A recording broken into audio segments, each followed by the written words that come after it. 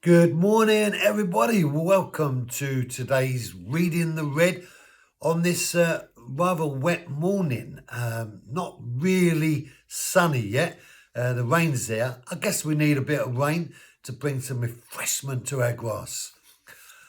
Mark chapter 10 and verse 31. And by coincidence, a priest was going down on the road. And when he saw him, he passed by on the other side.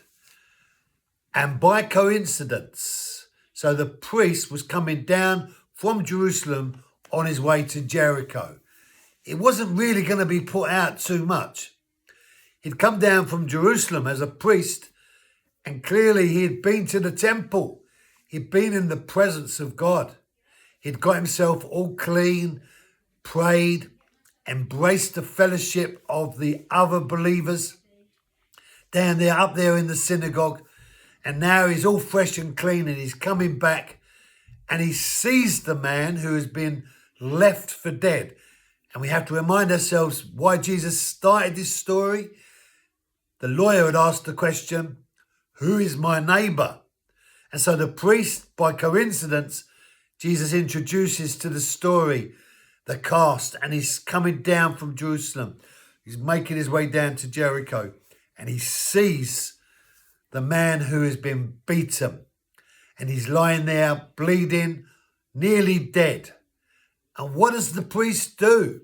Jesus says, the priest, he sees the man and he crosses over on the other side. That's definitely not a neighbour. That's definitely not what you want your neighbour to be like.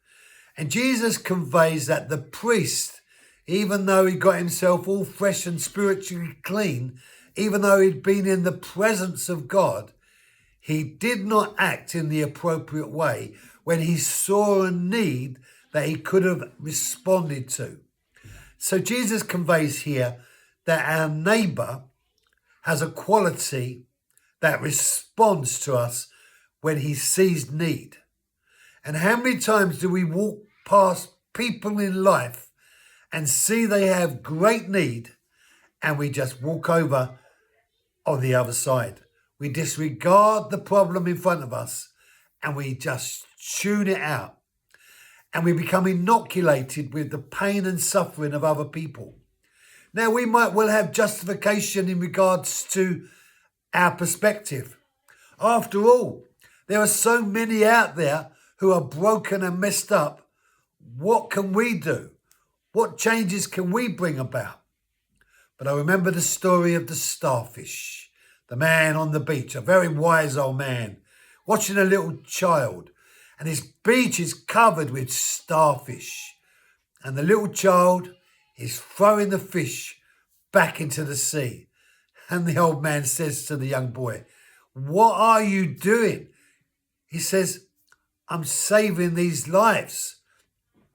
And the man says, "But there's so many. What difference can you make?" And the little boy threw another starfish into the sea.